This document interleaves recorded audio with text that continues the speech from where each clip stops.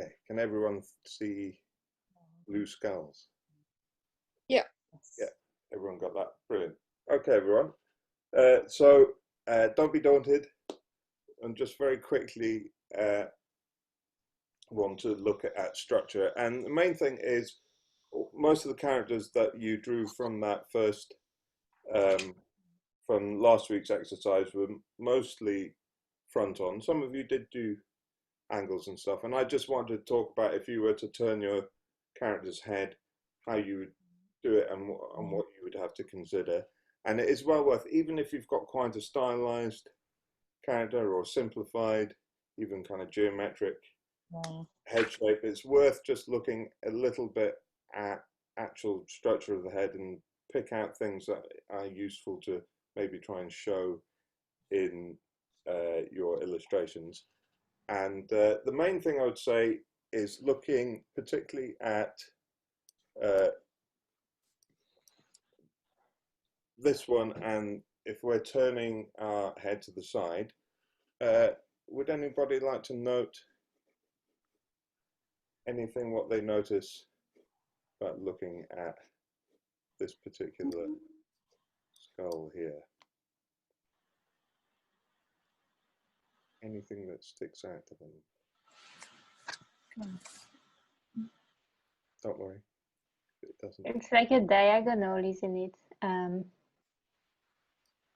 Like that, you mean? Yeah, exactly. Yeah, so that's something. And I actually never noticed.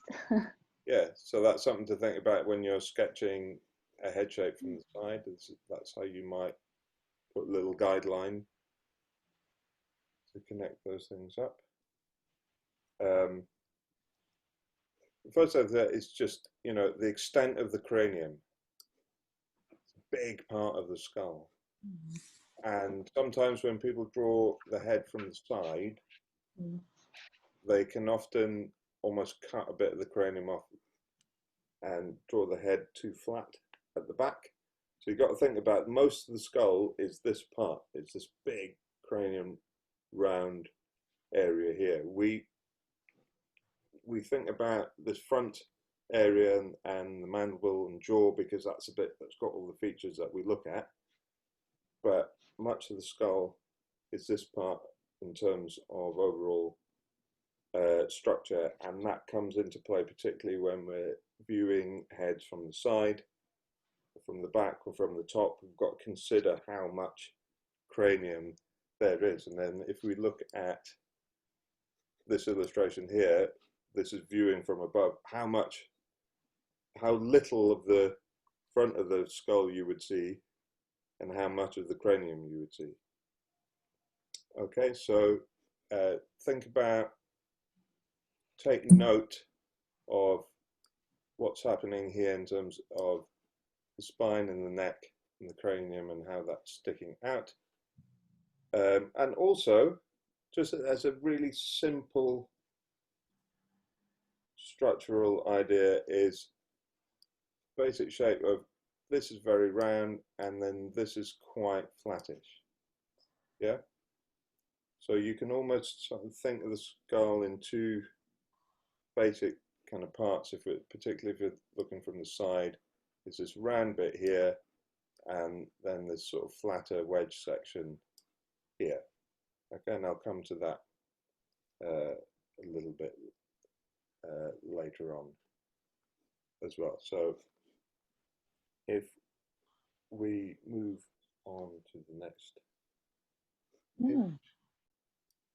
Okay, and everyone, so we have a chap with from the different angles. So again, if you look from the side, you'll notice the protrusion of the cranium in comparison to the neck.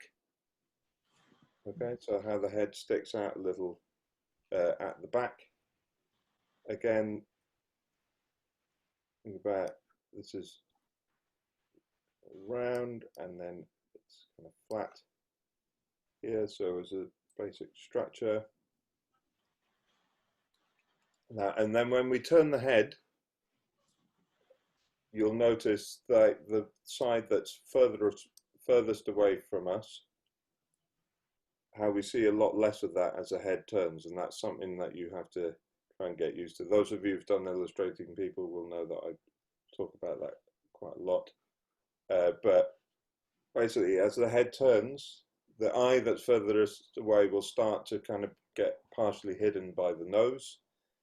Some people are tempted to just keep their eye separated from the nose, because that's how they imagine eyes or see eyes from the front.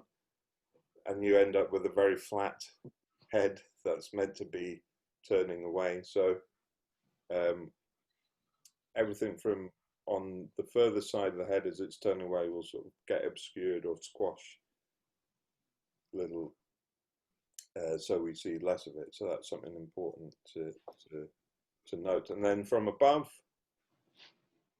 again, how much cranium we see, how everything gets squashed together. Notice there's no gap between the nose and the lip because of the perspective. And also another thing to note is when you are maybe trying to draw a head from above, is just note there's this lovely little guideline created by the brow there. This is a very useful little structural line there. Okay, so just going back to profile, so the extent of how a cranium might stick out from the neck will vary, often more so in a female body than a male body, because male bodies tend to have thicker necks, and therefore the head doesn't necessarily protrude out so much. And some bodies will have slimmer necks, and therefore the head will come out a little bit more, and we can see a little variety here in the extent of it. And obviously cranium shapes will vary. Some will be rounder, some will be flatter. So we get, you know, very round at the top here, but much flatter here, maybe flatter here. But the general idea of them sort of coming away from the neck, curving over, and then this part of the face generally just being flatter, and the back. Okay. Now, in younger heads, you'll get a lot more protrusion of the cranium because the necks are much less developed. In younger bodies, much slimmer necks, whereas the heads are still quite substantial. We talked about how bigger heads in proportion to the body will make a person seem younger. Also, a bigger head in proportion to a slimmer neck will do the same. So we've got two examples, an observed example and then an illustrated example here, and you can just see slim neck, head coming out of there like that. So if you're creating a younger character, then something you might think about, slim neck, head coming away. Particularly if you want to have a little bit of realism, not too much necessarily, but that's something to think about there. Okay, and then here's just some example. So this is just showing a character potentially growing over time, and you can see how the neck gets thicker. And the other thing to note, those of you new to this, is the thing that develops most significantly, one could say, as a head grows from childhood to adolescence to adulthood, is the extent of the jaw, and the head becomes a little more vertical. Yeah, so you can see in this one the head's quite round, and then it becomes more and more vertical. You get a stronger jaw, more and a thicker neck as the character grows like that, and you can see how the head protrudes a little less away from the neck.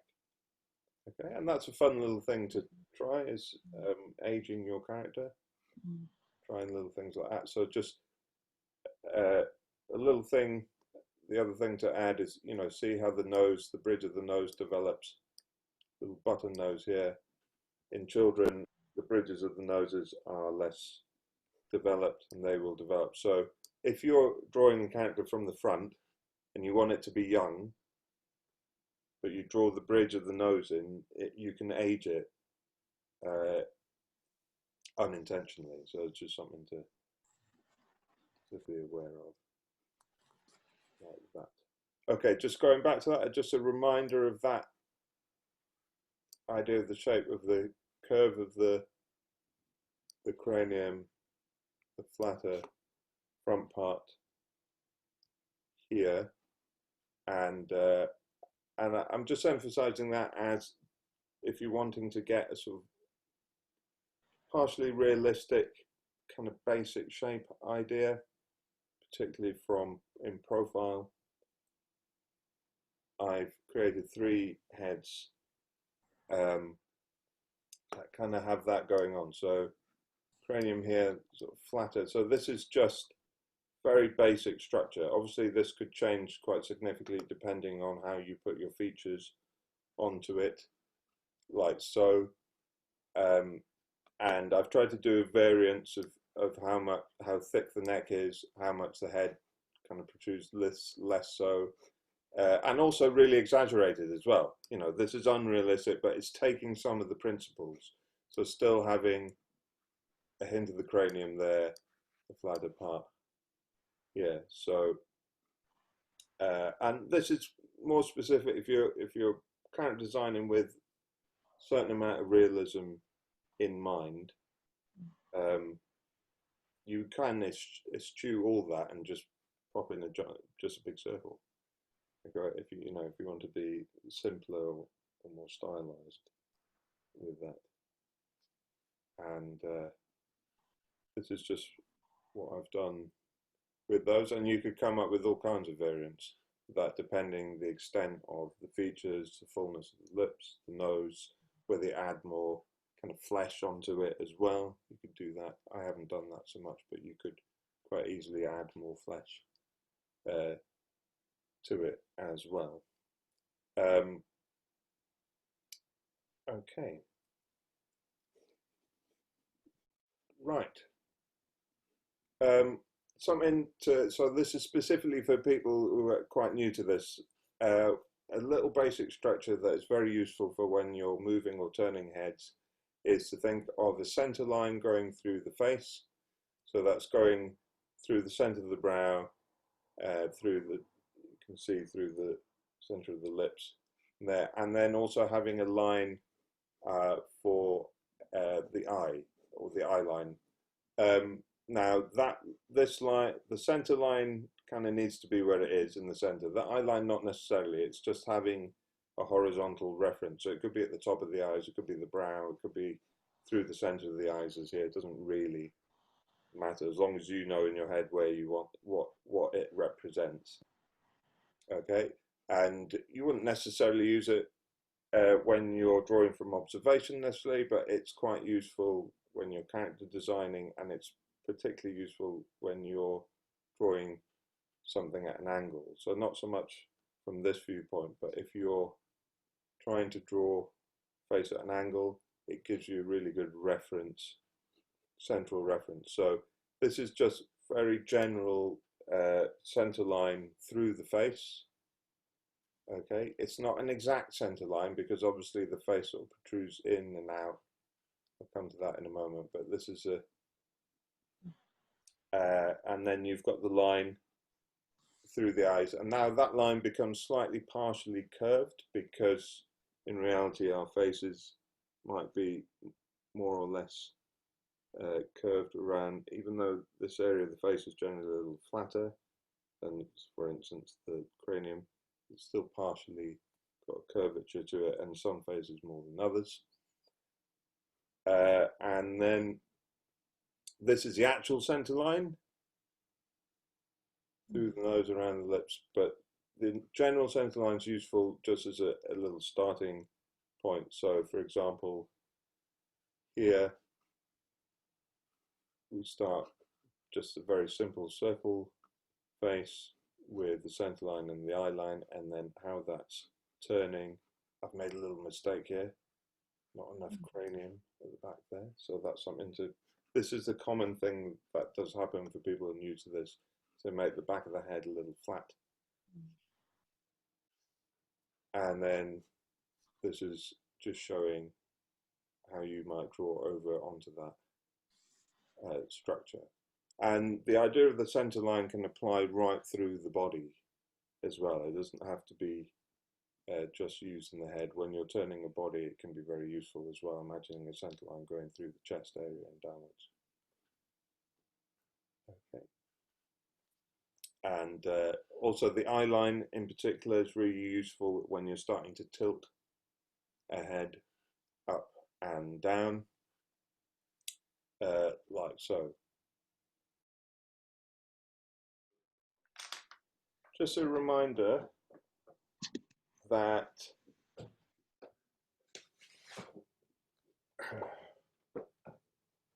one of the things last week, remember we got to this point where we get just a general idea of the body before we've maybe dressed it up or detailed it too much. Now, this kind of dynamic is something you probably want to aim for when you're moving your character around initially. So having, understanding its basic structure like that, and then before we start to kind of manipulate. So bear this kind of stage in mind from last week when we start to move your character around. And the first thing is just to emphasize the idea of that center line here. So for instance, if I've got a head shape like so, we're imagining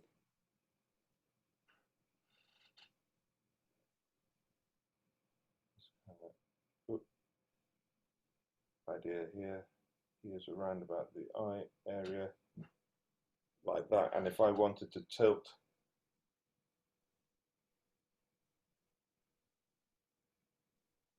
move that head around, if I move the eye line that way,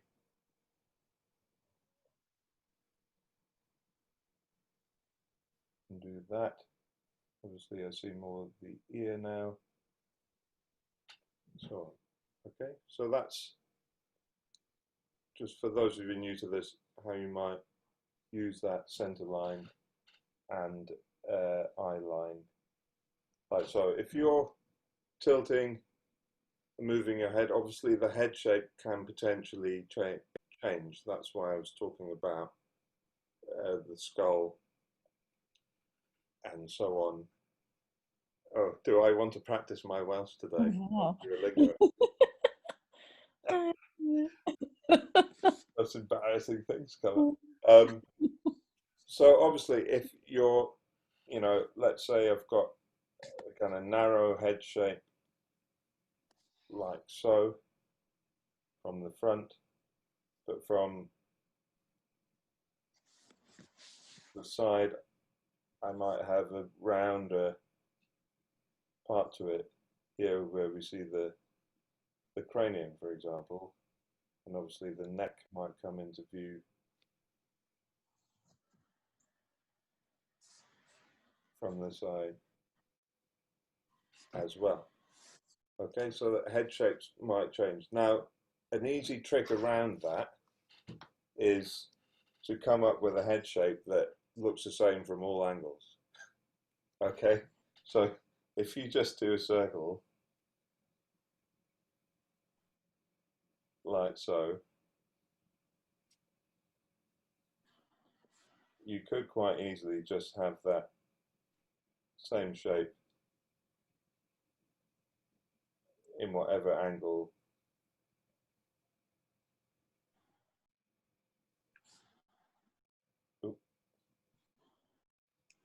you want. So here from above, here from the side, here from the front, same angle. And you would be, a lot of illustrators do that, particularly in children's illustration. If you look at characters, often it's a very simple head shape that can be the same shape, whichever angle. Usually, obviously, the rounder it is, the easier it is to achieve that. If you've got a narrow head like that, you could achieve the same. So Mr. Beanface could easily be Mr. Beanface from the side without much change in the shape, but that will definitely change if I start to view it directly from above. It's going to be like that, yeah? So some shapes, head shapes, will change more than others depending on the angle that you view them from. But you can create shapes so simple that you don't have to be too worried about that. There may be slight changes in head shapes from different angles, but it doesn't necessarily have to be the case. But something sometimes changes can be quite subtle. So if we imagine a head here, if I want to now view that from above a bit more, then be a subtle change in there, be a little bit more cranium. I'm going to move the eye line and use the chin.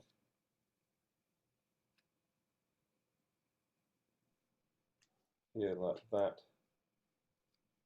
And remember that brow line I talked about, very useful as a structure.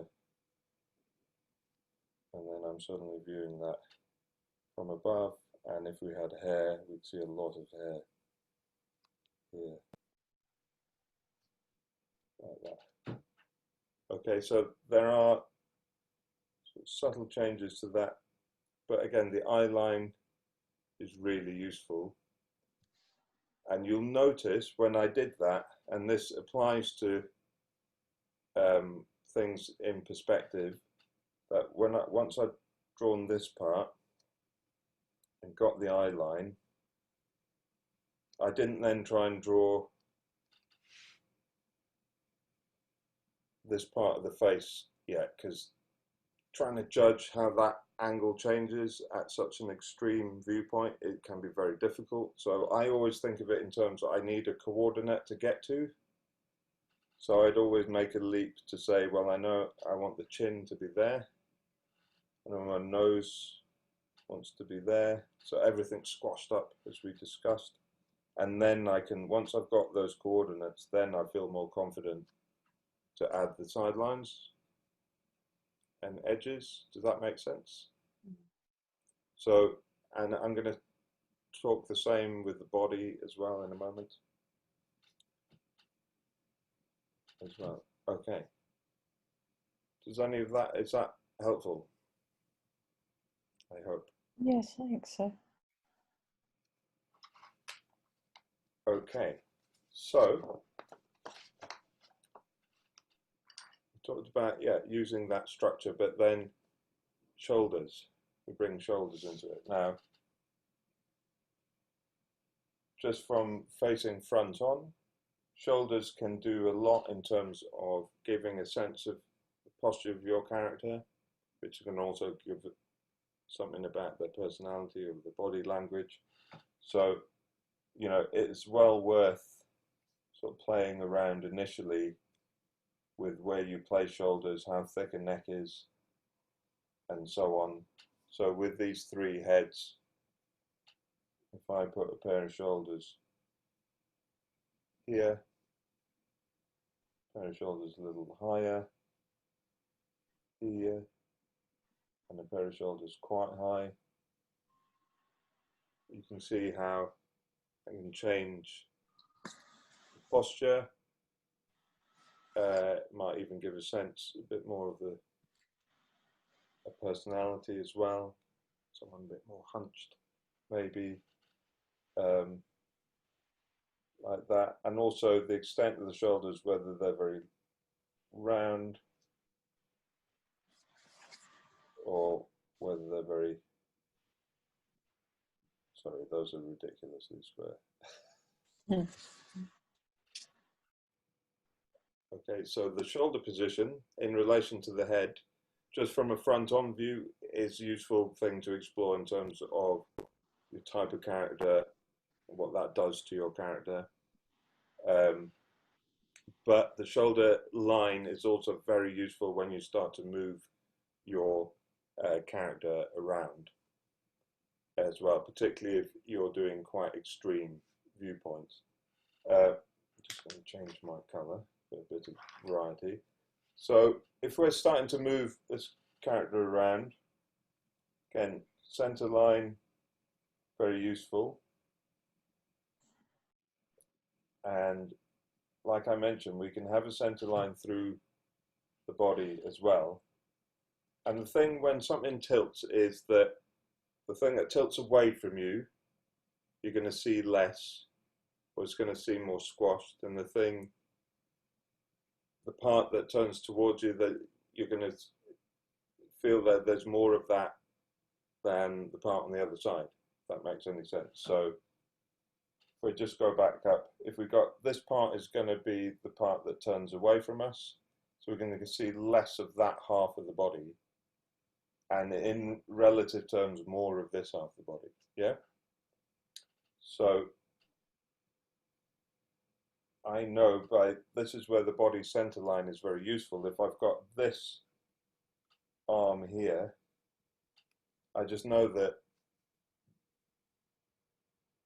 this width here shouldn't be the same on this side, because if it is, then I've got a head tilting, but I've got a body pointing straight forward. So this needs to be less in width, needs to be narrower, and then it starts. Okay, so it's all squashing to a certain extent, because ultimately it's going to squash so that you don't see any of the front at all, but the further side, further away from you, is going to squash more than the one that's near you.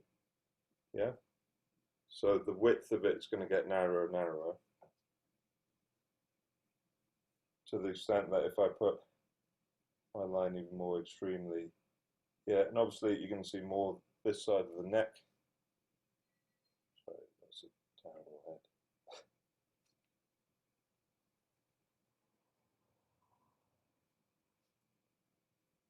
So it might be that we see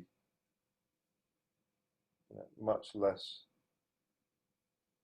of the body like that. I find collars very useful for this, because the shape of the collar will change.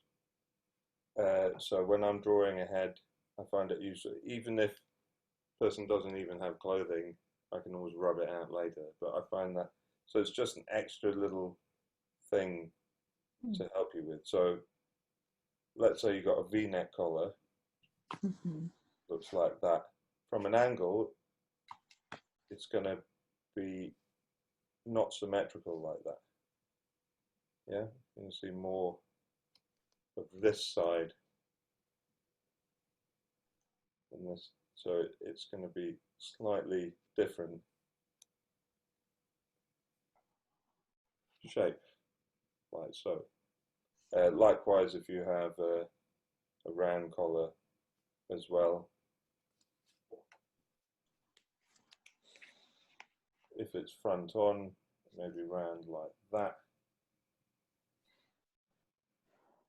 But if it's more to the side, and it's more kind of elliptical like that. Yeah, and straight away, as soon as I do that, I can imagine it slightly angled like so. Does that make sense? So there's lots of little things you can use, and the clothing can be part of it. Obviously, you know, the clothes themselves might have a center line built in, like a zip or something. And you can just see, you know, more of this half of the body than this half of the body. And so, Okay. Now,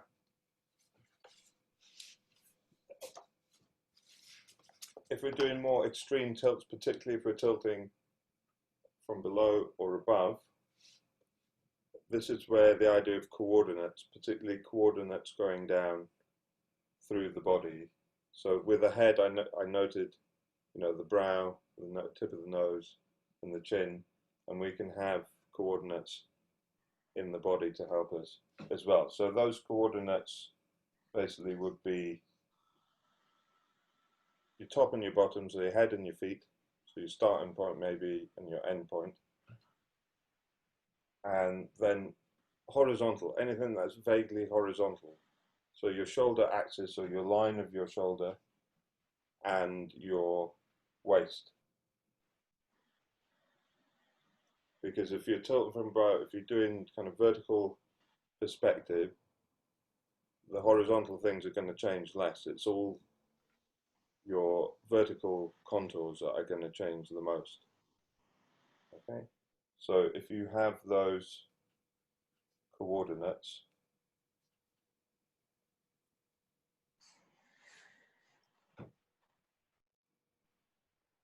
so this part, and your top and your bottom. Okay, I'm not going to draw arms in yet because I don't really need them for this at the moment. So if I want to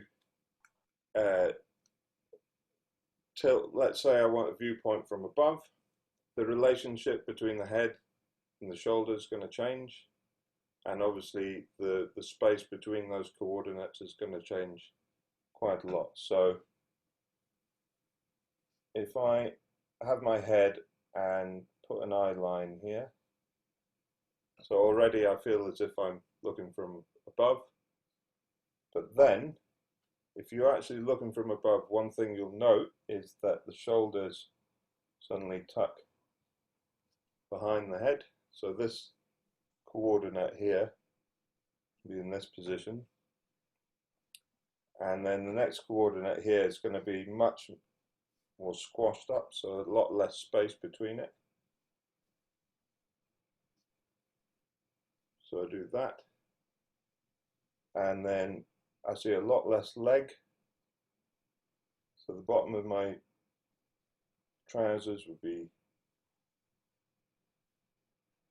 here, for example, and then I might see my feet protruding out here, and then I can put arms in.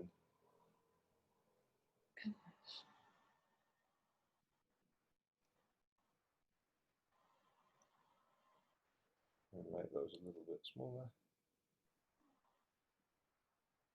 Okay, can everyone see how that's changed? Yep.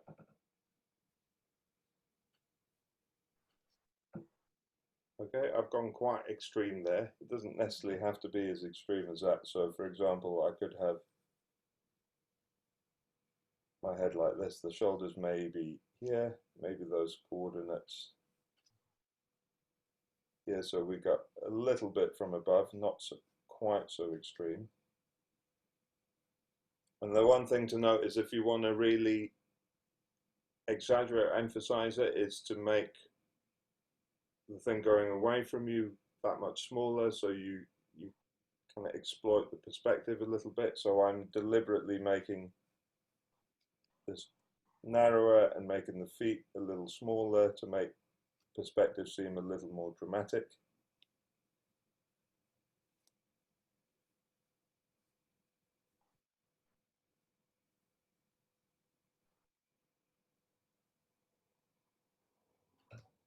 Okay. Like that. And that's, if we think about, often with perspective we think about buildings. You might see that. So we're seeing a building from above, and you might be seeing something like that. And likewise, if you were at the top of the building, this is the roof of the building, you'd be seeing something like that. Now, we don't necessarily get that kind of perspective in reality with the human figure, because the human figure is not big enough, tall enough. but you will see it certainly in comics that people will exploit that perspective quite a lot. So for example, I could go here and so I've got this coordinate, so I've got the line of the shoulders, line of the waist, kind of deliberately making everything narrow. And it is the basic principle of perspective that the further things get away from you, the smaller they get. So whatever you want that's close up, you make sure that's bigger in proportion to what you want further away. So I've deliberately made the feet kind of out of proportionally small, like so, and so you can exaggerate perspective like that and create drama by doing that. Right, so okay, and then once you've got that kind of idea, your structure, if you've got your character and you're comfortable with the basic shape of your character, can you then sort of break it down to those coordinates and sort of build it up from there, and you can maybe tilt vertically. No, just one thing I haven't shown is from the other way up. So if it was the other way up, then the eye line would be higher, so we'd see more chin. We'd see underneath the nose, see underneath the chin. Obviously the shoulder would feel more front on. Right, so, and we can be dramatic in the opposite way here by making the feet large.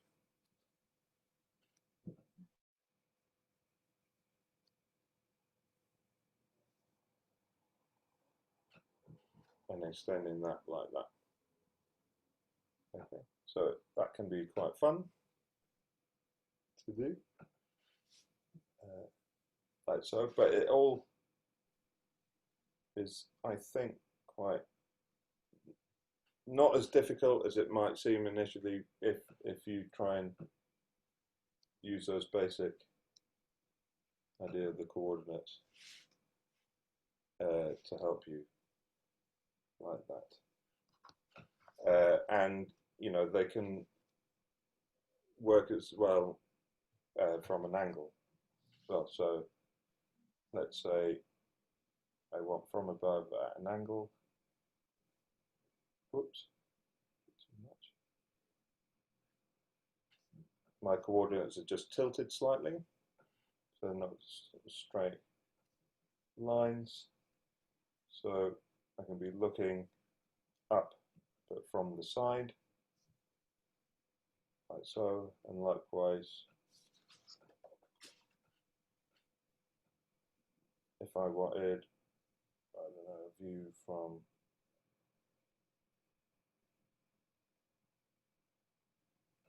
slightly from the side, but above here, let's say someone's on their computer at a table.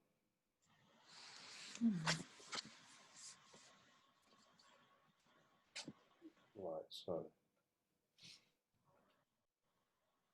Okay, so it's just basically having the coordinates slightly tilted. Sean, can I make a comment quickly? Yeah. From this exact view that you're drawing, I've always found quite difficult to keep the volume of the character and doesn't make it look like a sheet of paper. Yeah. For some reason, like it needs, so the angle is right, but then you still need to have like the volume, like the thickness of the shoulder, of the back, of the chest and everything. So I find it sometimes quite difficult to draw on this perspective, like from a side angle. So I think like wherever you can get a bit of curvature, that's really important. Yeah, yeah. So how would you describe how it look? Does it just look a bit square and flat like that? Yeah, exactly. Yeah. Like so to try and turn it away from being sort of that generic, sort of slightly flimsy shape. It's getting little subtleties of curvature in it. So just little things like, for example, here, how I've just got that line overlapping. I might do 2 lines there, little creases, and, you know, just not making a shoulder too square. Things like clothing, but making sure that's got maybe a little curvature of the chest, for example. Maybe a little roundness here. So if you notice with my coordinates, and I've done ways of trying to put a bit of roundness each time in those things. It's the same with the cuffs. So making sure, you know, there's maybe a little bit of roundness there and there, and so just trying to move away from this. Are you talking about something like that, maybe? Yeah, and particularly the like the chest, I would say, like, yeah, making the chest like still big enough so it doesn't look like it's just like a paper character. Yeah, got you. Okay, so first of all, if you've got clothing, instead of just drawing that straight down like that, you imagine it going around the chest cavity. That's the first thing you can do. Another thing, just to help, just to put an underlying structure, you might erase this afterwards, but I find, you know, just little lines like that to say that's where it's going to be, and that might help you sort of just get the curvature of everything else right. So for instance, you suddenly draw this line and it's got a slight little curve up here. Makes all the difference. It might seem like a tiny thing, but that can make all the difference. Yeah. Like that, and just having this thing, the waist being a little rounder as well. So you don't necessarily need, there isn't like a giant big thing. It might be 2 creases and a collar, and that does it. Obviously, shading and pattern is going to help as well. If you deliberately put stripes, you know, that's a good way of showing volume in the chest. Yeah. So that's going to help as well.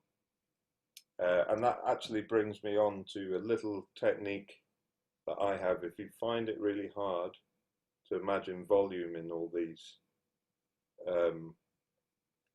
drawings, then I use something I call the bracelet shading technique. I may have mentioned it to some of you in the past. And to just explain that, this can apply to any limb, it can apply to the body, it can apply to any kind of part of the body. You could just do it on the hands. So let's say I've got a head here, I've got the shoulders there. Now, just to try and imagine the volume of that, I'm just going to very lightly shade in a curve, like so, to my coordinate. And that helps get a sense of roundness or volume to help me just get my contours how I want them to be. Okay, and likewise, I'm not even going to use it. It's also, you can, I find this is my one way of drawing volume at extreme perspectives without using coordinates, is to draw it like that. Why that is, it just feels 3-dimensional straight away. And that, so if I'm finding it really tricky to find a contour, I do this. And then once I've found it, you know, I can trace over it and get it. So even like just here, how it feels like, you know, those hands, those arms kind of work.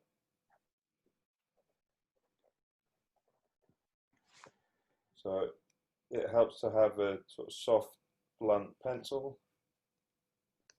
doing that.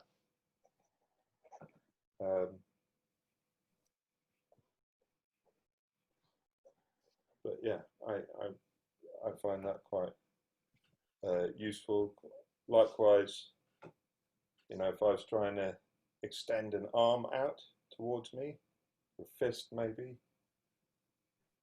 and a lot easier to do it like this. And then let's say I've got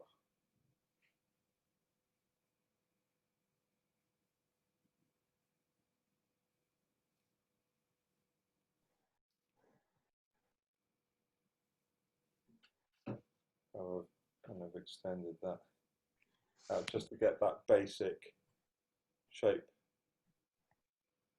happening. So it's a technique I sort of accidentally happened to me. I'm sure other people use it, but I never read it anywhere. But I find it particularly useful, particularly when you've got foreshortening. So if you're trying to draw what I've just drawn, but draw it with contours, it can just feel so kind of alien that somehow by it's, I guess it's not actually it's not dissimilar. It's basically a way what we've done with the brush, isn't it? It's just drawing the shape rather than the contours. It's kind of a way of managing to do that. So just something. These are a bit rough and ready, but you get the. Hopefully, you get the idea. Yeah, that works really well. Yeah, it does, doesn't it? Okay. That was the end of the demonstration part of this particular online session. Thank you very much for watching.